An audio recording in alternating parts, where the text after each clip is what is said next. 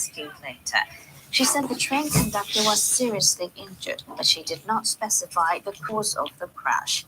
Local reports say a number of accidents have occurred on the metro system. An elevated section of the subway system collapsed in 2021, sending a train car onto a busy street.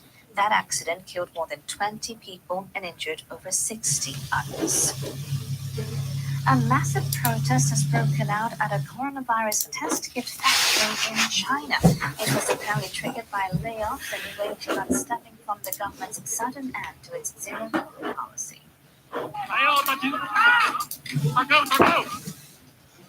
Media outlets in Hong Kong reported that more than 1,000 workers clashed with police at the plant in the city of Chongqing on Saturday. Health authorities in China are no longer required to conduct PCR and antigen tests as of Sunday. This is part of the government's shift in coronavirus policy. Testing is now being limited primarily to medical workers and patients who have developed fevers. Antigen test kits were in serious demand last month as infections spread across the country, but supply has stabilized recently, causing prices to drop. This led to the factory cutting wages and jobs. Commuters in Tokyo should have an easier time getting around this week. Service on one of the busiest rail lines in the city resumed on Monday after large-scale renovation work over the weekend. Trains on the Yamanote line running clockwise between Osaki and Ikebukuro stations were out of operation on Saturday and Sunday. That was due to construction work at Shibuya Station, one of the busiest hubs in the city. The suspension in service is believed to have affected some 530,000 people. Workers at Shibuya Station rerouted the track for the Yamanote line's outer circle and completed work on a new platform. That was the fourth stage of a 5-part renovation process. The work at Shibuya Station began in 2015 as part of a project to redevelop the bustling shopping and entertainment district in central Tokyo. The fifth phase is scheduled to be completed in March next year, with the project winding up entirely in about 5 years. And those were the stories for this hour.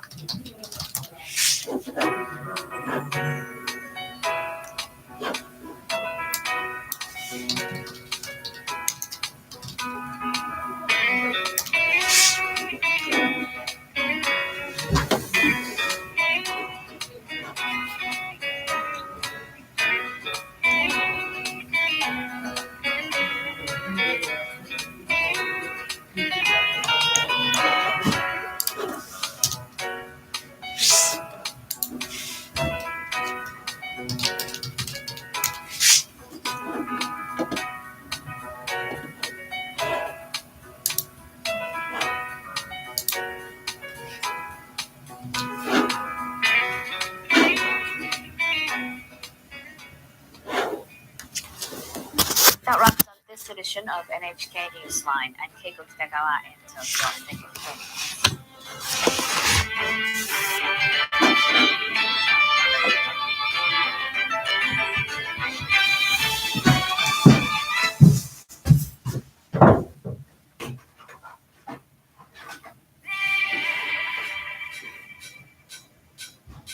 Be active. Be adventurous.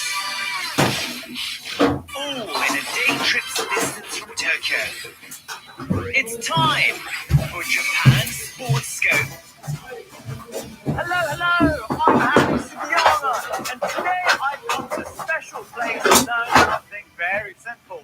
The best way to get from point A to point B. This time, we're doing parkour. It's a training culture that focuses on people's basic instinctive movements, running, jumping, and landing. Did you know it was originally part of French military training?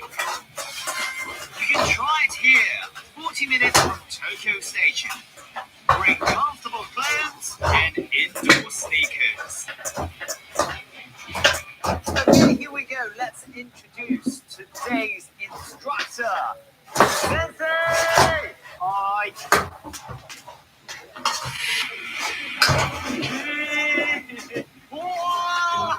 Wow, the footage from the camera in his mouth is intense. Making this crazy entrance is the pro parkour Team Monster PK's leader, Yutaro. Trained in France, he's a pioneer of parkour philosophy and culture in Japan. でも危ないからプロテクターとかイメージはありますよね。頭を打つからヘルメットをつけようじゃなくて、頭を打たないようにじゃあどういうふうに受け身を取ろうとかリスクを回避しようっていうところまでやるのがパルクールです。圧倒的身体能力だけの人がやるわけじゃない。どちらかというと結構真面目でコツコツ積んでいくタイプの人の方が多いと思います。向いてます。ありがとうございます。向いてます。基礎の技を3個だけ今日用意してきたので、それをやっていきたいと思います。怪我をしないようにするということがルールなので、怪我したくないです。はい。勉強してからいろんな動きをやっていくっていうのは大事な部分になります。Basic parkour number 1. How to land. First, the most used 4-point landing. 垂直落下の場合に使います。こうやってこういう感じでかかとちょっと浮いてます。手は少し前に重心がいった時につける位置。少し前に重心でベタ付きです。ベタ付き。はい。You have to land on your palms to protect your fingers. まだわかんないけど、あと静かにしたい。静かにしたいです。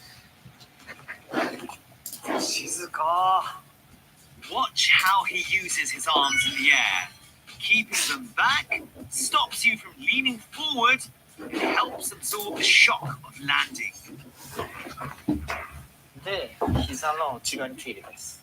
中途半端な位置になると肘とここを使って折れる。そっか。引いて。これで力かかると耐えれなくないですか？そうだね。耐えれる姿勢で痛いんで、膝がこうなるんじゃなくて、こっちへ耐えてきます。膝ね。ローと取りたい気持ちが分かる。結構体の使い方かなり勉強するんで、パルクールの人たちって。ああ、よくなりましたね。オッケー。面白い。Next is the forward roll. めちゃくちゃかっこいいじゃん。かっこいいですよね。Another technique to absorb landing impact. この方向ですね。ここかな。よし。一番大事なことは頭を守りたいです。The key is to keep your head, shoulders, and lower back from hitting the ground. Every precaution helps. こっち。お、できてる。オッケー。結構マジか。今びっくりしたのが頭全然当たってない。当たんないですよ。すげえ。もう一個だけいいですか？着地で膝で立ってるの分かります？ Make sure to land on your feet instead of your knees to go smoothly into the next move. 来る。ああ、いいじゃないですか。Basic parkour number 2. Balance. なんか予想外なものが目の前に出てきました。Time to train the balance and movements I need for parkour. あ、これむずい。そうなんですよ。Without balance, I couldn't even move forward. 超ダサいじゃん。まずは片足で立ちたいっす。手はなるだけ遠くに出してください。でもリラックス。ついてない方の足はバランスを取るために小刻みに動かしてほしいです。It's harder to balance with just your hands. Use both hands and one foot to keep steady. It's not easy to get the hang of it right away. きついよこれ。いいですか、コツ言って。はい、お願いします。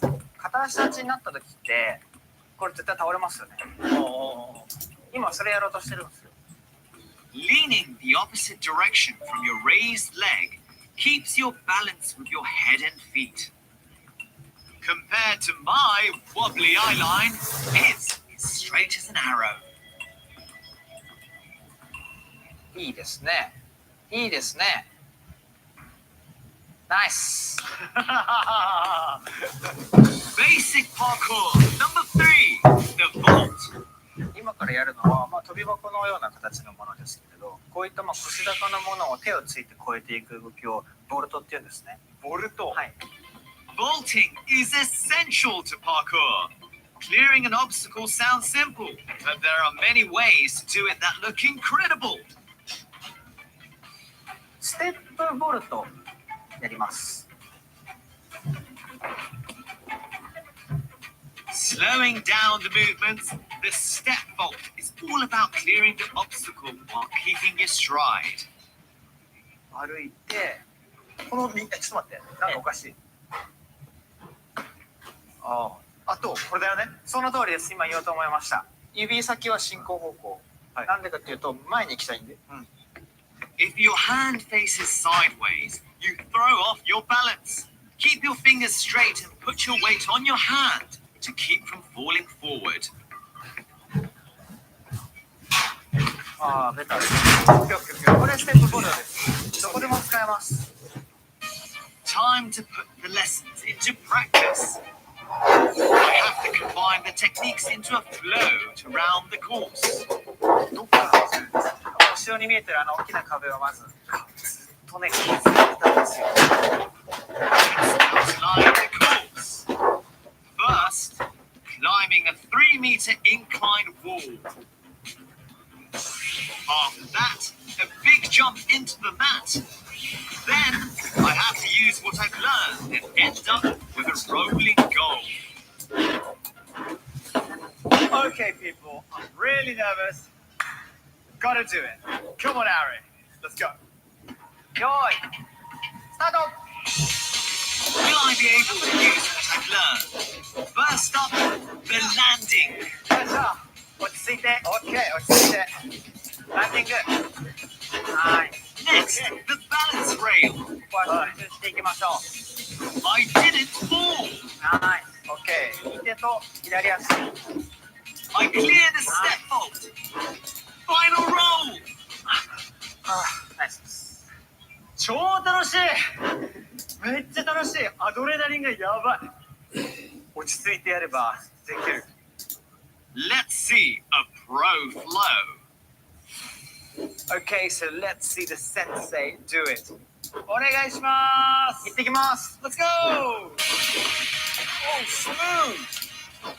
Whoa! Whoa! What? This looks like a 360 in the air. Wow! 漫画だって。ありがとうございます。全部フローです。そうですよね。全部流れてる。While I stopped during the course, he threw in some pro tricks and never stopped his flow once. Astounding!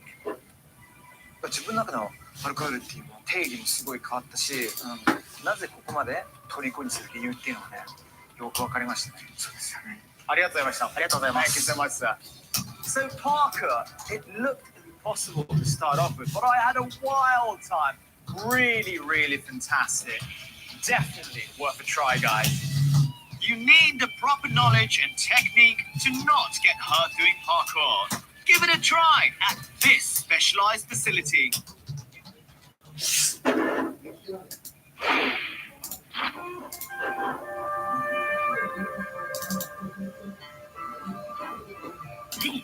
is a nihon, or Japanese sword. These swords were not simply weapons. For the samurai who ruled Japan for centuries, they were both a status symbol and an expression of spiritual identity. In the latter half of the 19th century, the days of the samurai drew to a close, and swords came to be appreciated purely as works of art.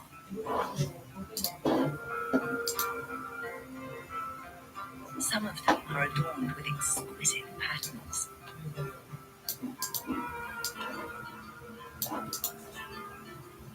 Even today, many people in Japan are captivated by these swords. Let's find out why. A Japanese sword is exceptionally sharp.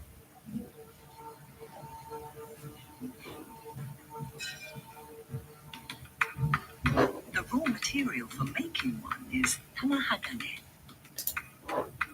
This is a high-quality steel that is made using an ancient technique. heated together with charcoal. Only blades that are made from tamahagane are recognized as Japanese swords. Swordsmiths strike a red-hot lump of steel again and again, flattening it out. The metal is folded over into 2 layers, then hammered flat once more. Repeated layering offers a sword incredible strength.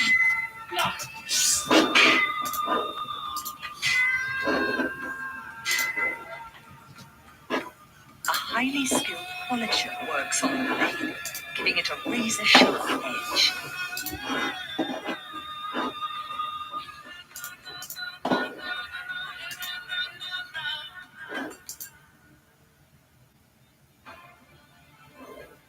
Take a look at the shape.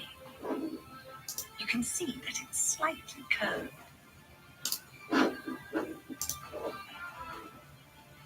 This is a special characteristic of the Japanese sword. Curved swords were first made in the 11th century, when samurai warriors became a force to be reckoned with. The sword is ideal for a slashing stroke, with the shoulder serving as a pivot. Its sleek shape has a tantalizing beauty.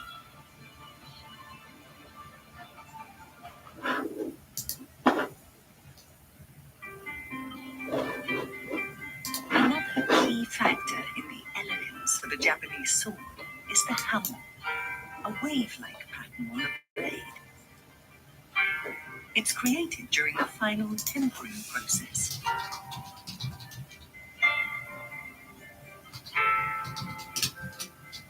The swordsmith applies a heat-resistant clay mixture to the blade. The metal is heated, then rapidly quenched in cold water. The process will create natural patterns, but skilled swordsmiths can create their own designs.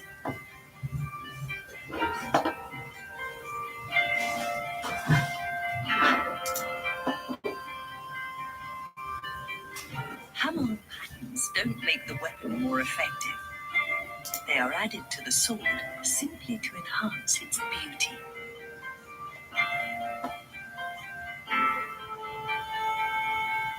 The outer appearance, too, showcases traditional Japanese skills. The shield is finished with lacquer and often elaborately decorated. A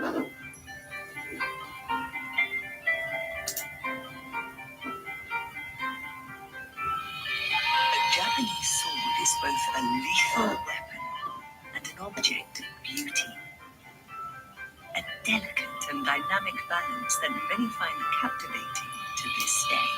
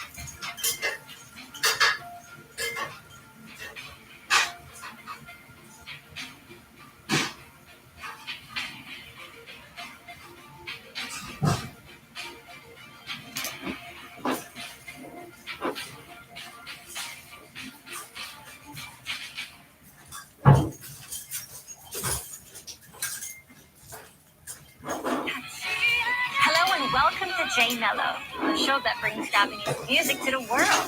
皆さんお元気ですか? JJ です. Today we're turning the spotlight on two great acts. They're both coming to chat and perform. First up is a singer-songwriter who made his major label recording debut 22 years ago. His name is Kawaguchi Kyogo. Kawaguchi Kyogo made his major label recording debut in 2000. He delights people with a singing voice that seems to wrap them in a warm embrace.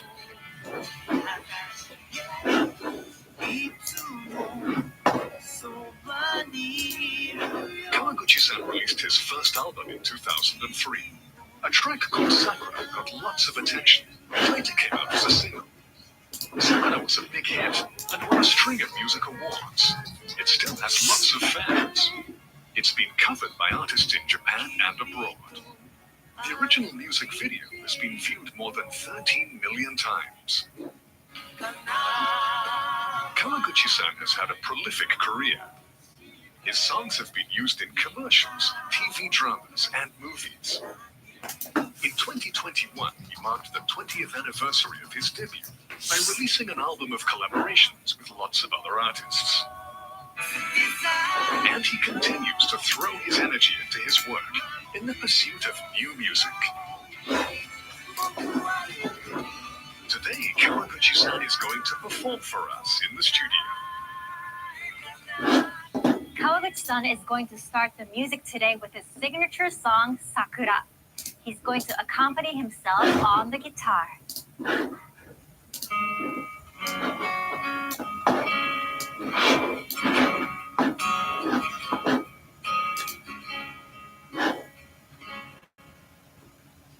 僕がそばにいるよ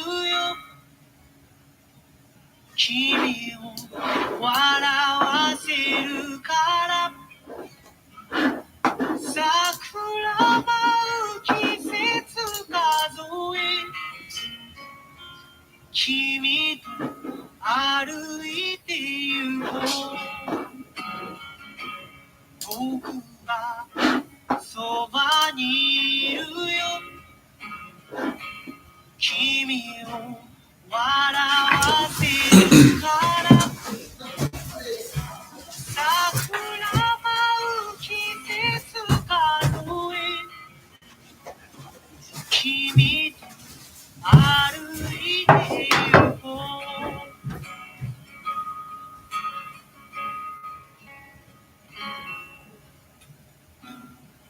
眩しい朝はなぜか切なくて理由を探すように君を見つめていた涙の日は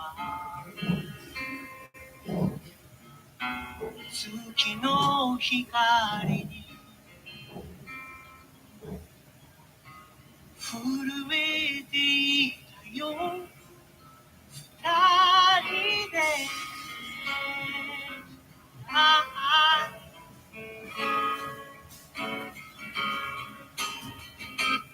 僕はそばにいるよ君を笑わせるから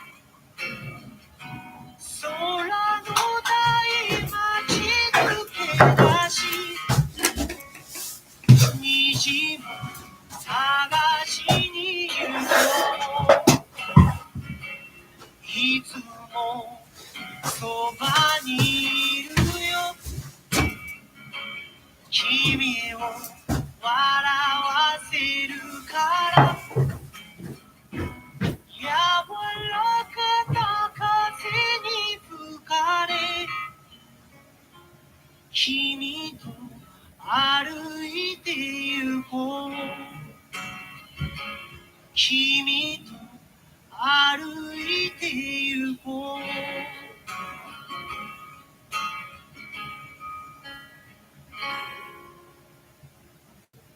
ああ君がいる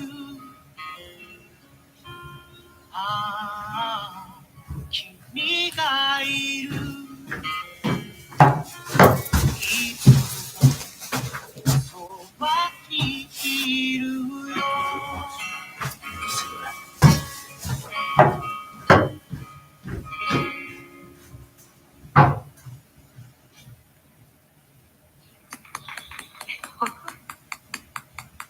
素晴らしい。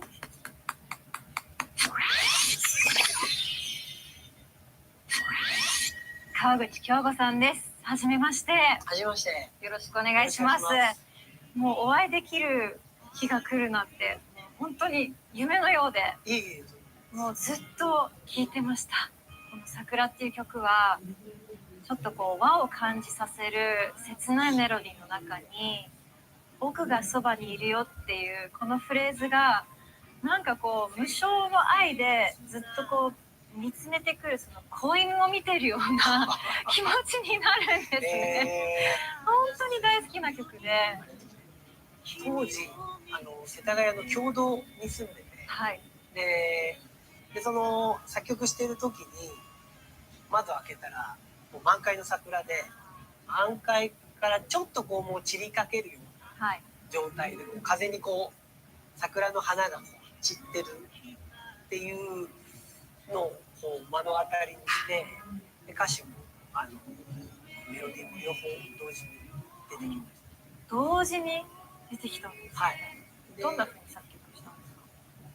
普段はギターがほとんどなんですけど、桜はなぜかピアノで、その時ちょうどパソコンで打ち込みをこう始めてた時期で、打ち込むためのキーボードをちょうどなんか買ったばっかりだったんです。はい。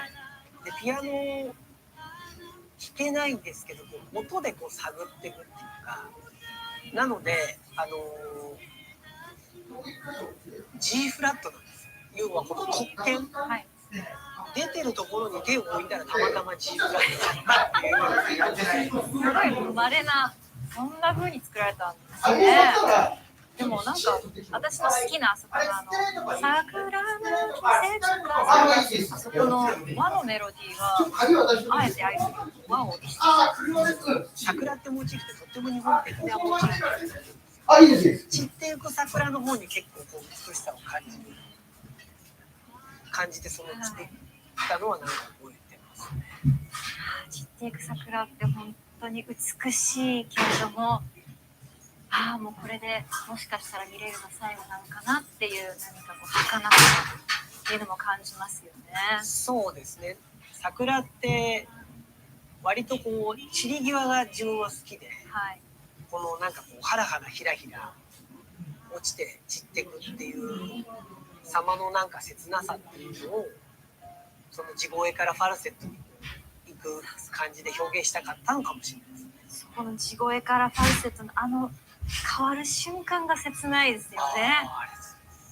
なんか僕自身はもう本当に20年近く前にその桜作った時はやっぱりその好きな女性に向けて書いてたと思うんですけど、はい、で歌ってたと思うんですけど、その家族ができて子供ができてってなった時に愛情の対象がやっぱりちょっとずつこう変わっていくもんなんだなっていうのはなんかこう長く歌ってて、そういうことってあるんだって、なんか同じ歌なのに、歌う対象が変わっていくっていう経験をなんかさせてもらった初めての曲っていうか、はい、でもあるのかな。あなたはつぶやいた。Since 2014, Kawaguchi-san has been doing what he calls cafe tours. He gives shows in cafes all over Japan. After 2019, his tours were hit by cancellations and postponements because of the coronavirus pandemic. He got back on tour in earnest this year. He focuses on playing music with an acoustic sound. And that's reflected in the way he goes around the country with just a guitar. ホールだったら結構響いたりするので、なんか雰囲気でできてるものがあるけど、カフェって本当にある意味生音でも聴ける空間じゃないですか。はい、だから本当にこう試されますよね。歌も含めてそのパフォーマンスをしなきゃなってプレッシャーも逆にありますけどね。ごまかしが効かないですよね。そうですね。歌う側としてはギターと歌って本当に最小限のもので、いかにお客さんの心に何かを届けることができるのかって、これやっぱりアーティストとしてはもう永遠のテーマっていうか一番大事なテーマだと思っていて、歌の表現としてもすごくなんかもっともっと追求していきたいなっていうのは思いますね。はい、カフェツアーでしか得られない楽しさや面白さってどんなところですか？お客様も本当にいろんな業種の方がいて、話すと何されてるんですかって僕いつも聞くんですけど、いろんな仕事の方がいるなって、でその人と話すことで自分もエネルギーみたいなものをいただいてると思いますし、本当になんかその一つのご縁っていうのはなんか大きな魅力なのかなと思います。Kawaguchi-san's next performance today will be a song he released in August. It's called Marato Tokyo. It's an emotionally moving ballad with lyrics that speak of why it's hard but important to carry on living. この後披露していただくバラと東京なんですが、どのような楽曲ですか？40代も後半になって自分の人生と音楽と、それから僕栃木が地元なんですけど、そのミュージシャンになりたいと思って東京に出てきた時の気持ちとか挫折とか、なんかそういういろんなものをこうグッとまとめた楽曲だと思います。川口さんが感じる東京のイメージって何ですか？東京のイメージはエネルギッシュで物がたくさんあって人もたくさんいて、で夢を持った人が日本中から世界中からこう集まってくる街っていうイメージですね。冷たさもあれば、そうですねでもその中で見つける温かさに感動したり、いろんな出会いがありますよね、東京。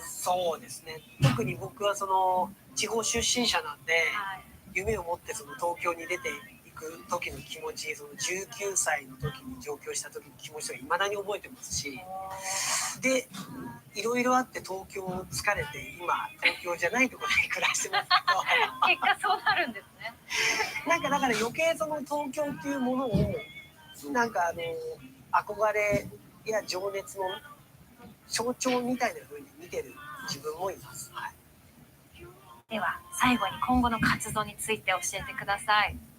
聞いた方が明るい気持ちに前向きな気持ちになれるような楽曲、なんかそういうのを一曲でも多く作り続けたいなっていうのがまあ一番目標だったりしますね。あとはまあライブもこういう状況ですけれども、許す限りいろんなところでいろんな方にお届けるっていう作業を続けていきたいなと思ってます。今日は本当にありがとうございました。ありがとうございました。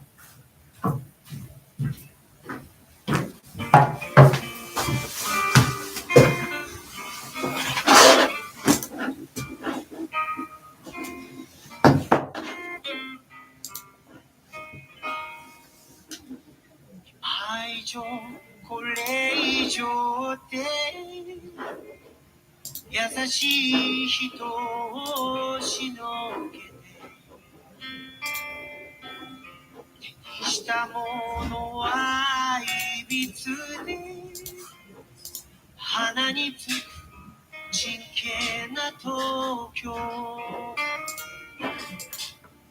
たこびずに欲張って転んで生きることの意味ばかり追いかけ歩いてる夕暮れにバラの香りあなたが笑った遠い夏の日花は花としてたたりと咲いて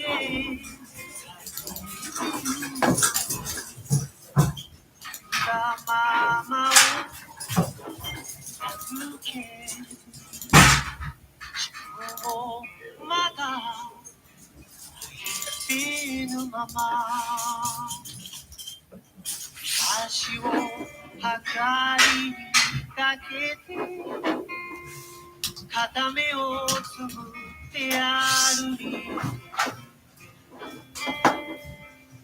照らし理由も心を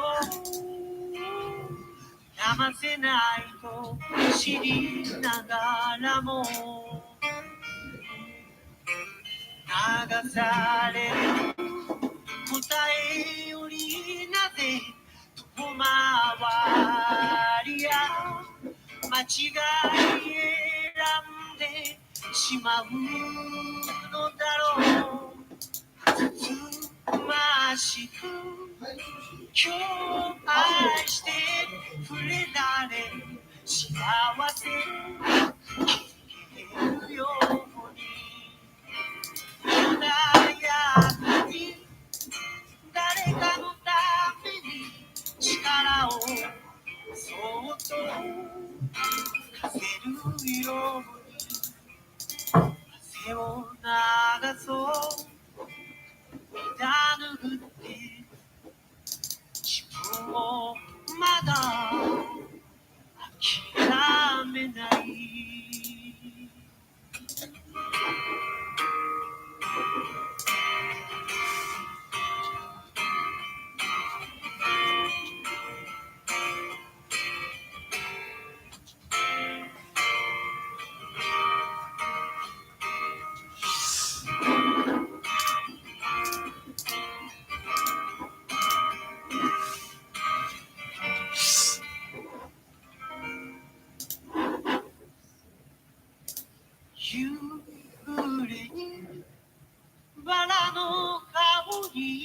あなたの幸せ願っているよ。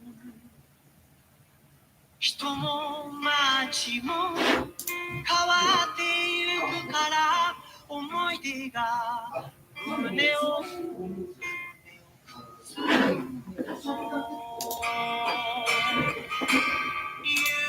暮れにバラの香りあなたと笑った遠い夏の日花は花としてただりんと咲いているのにわがままを名付け自分をまだ愛せぬまま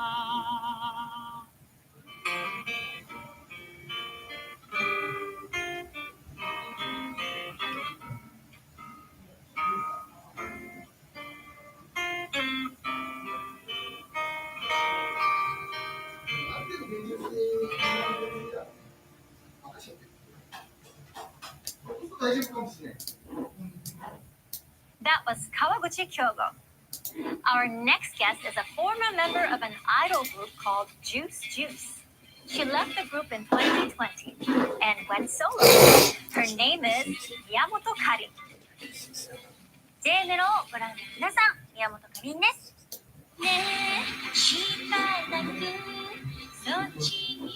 Miyamoto Karin had an early goal of making a debut as part of Hello Project. That's the organization that includes groups such as Morning Musume. She joined the Hello Project training section called Hello Pro Egg at the age of 9, then had 4 years of training. She made her debut in 2013 in a Hello Project group called Juice Juice.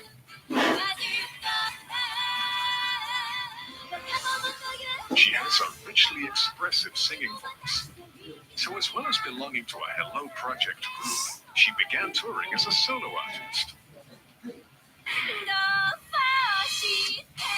Miyamoto-san was a member of Juice Juice for about 8 years. She left the group in 2020. She's now throwing her energy into her solo career. それでは宮本かりんさんにお話を伺います。歌唱力が魅力の宮本さんですが、アーティストを目指すきっかけは何だったんでしょうか。キラキラしたアイドルに憧れてはいたんですけども、その中で松田聖子さんにも憧れていて、特にお母さんの影響なんですけども、そういった中で歌とか踊りとかいろんなことに興味を持って今こうしてアーティストとして活動しています。やっぱり入り口は最初はお母さんなんですけれども、でも自分で聞いてすごく素敵だなと思って声の出し方とか感情表現の仕方とかそういうものは小さい時からずっと聞いて学んでます。ソロになってからのライブ活動や舞台はいかがですか？全てのことを一人でやるっていうのはかなり大変な分、逆に自分自身が意欲を持ってこれもしたいあれもしたいっていうことを言えるっていうのもすごく大きいなというふうに思いますし、とても楽しくて充実しているなというふうに感じます。例えば皆さんとお話しする時の衣装だったりとか歌う楽曲でカバーの楽曲とかをする時に少し難しい楽曲でも自分が頑張って覚えたりとかっていうことができるようになったのは変わってすごく楽しいなと思います。Today, Miyamoto-san is going to perform her second single. It's called Nante Tatte, I Love You. It's a dance number that's bursting with energy. この楽曲はイントロとかでもかなり踊っていたりとかするので、そういうところにもぜひ注目してほしいなと思いますし、感情をぶっ飛ばして今すぐ会いに行くわっていう歌詞があるんですけど、結構皆さん忙しい中でも、ライブに感情をぶっ飛ばして会いに来てくださる方が多くて、で私自身もそういう姿を見るとすごく嬉しいなと思うので、ぜひぜひ私の I love you が皆さんに伝わればいいなと思っている曲です。ちなみに宮本さんにとってのラブなものは何ですか？そうですね、私にとってラブなものはライブなんですけど、ライブって本当にやれること自体がすごく素晴らしいことだっていうのがこの2、3年で実感できたなってすごく思っているので、こう歌って踊ってるみんながいてっていうその空間ってその1回しかその時間はないので、なんかその奇跡の時間みたいなそういう感じが大好きで、はい、ライブが好きです。最後にアーティストとしてどのような活動を行っていきたいですか？最近はこう 2.5 次元とかでこう VTuber さんみたいなものが流行ってると思うんですけど、なんか 2.5 次元のその先みたいな感じで私自身もキャラクターを作ってもらってこうそれと一緒にライブができるような空間があったらそれはすごい新しいことだなって最近思っていて、これはただただ夢物語で私の脳みそでただライブしてるだけなのでいつかできたらいいなと思っています。今日はありがとうございました。ありがとうございました。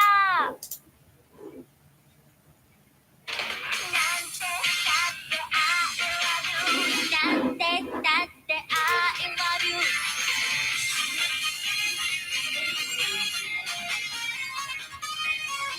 何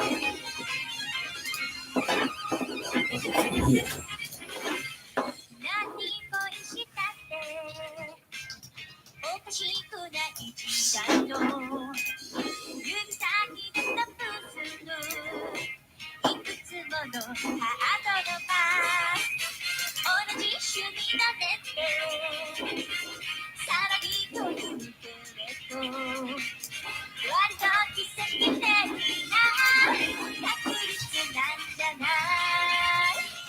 お題に素直になって大胆ロットシャイシャイなんて大変ないのもったいないよ。でもやめちゃう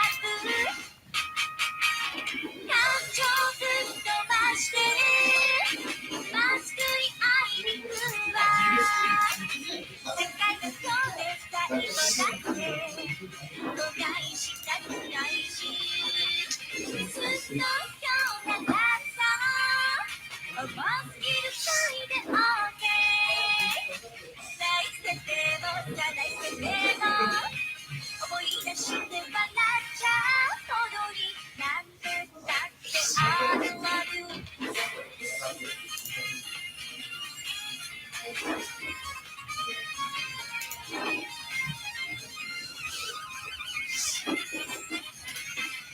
誰にだってある一人ぼっちの夜が寂しさを覚えてぬくもりを知るために説明の言葉中でないとわけなんてなんもないのに傷つけられるご時世なんだ。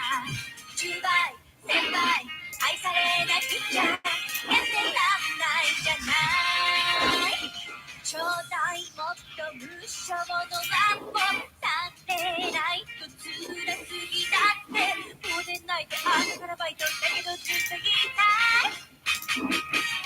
最上級の運命二人の出会いはワンダー花太り歌ってきっと羨んじゃうくら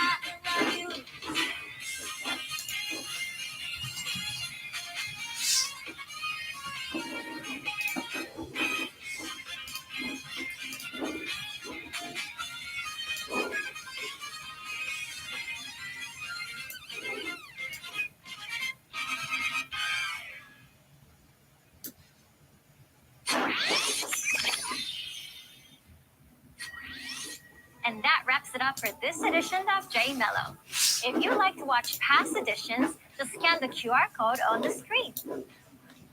I'll see you again next time. Until then, sayonara!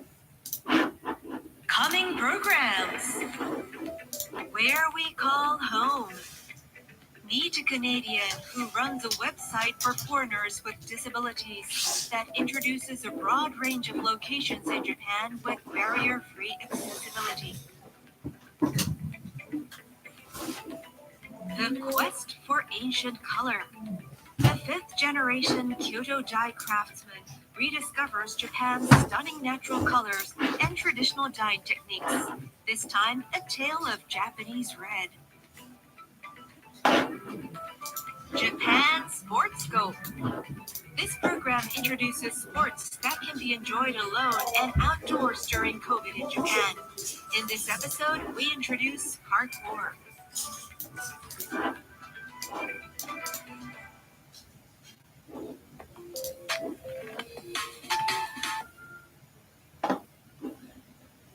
NHK World Japan Program Guide. Dining with the chef. You can have onigiri and kimchi rasen lunch tomorrow. Ooh, it smells wonderful. Each bite, it makes your body warm. Find out more information on the program's website. VOD available at the program's website.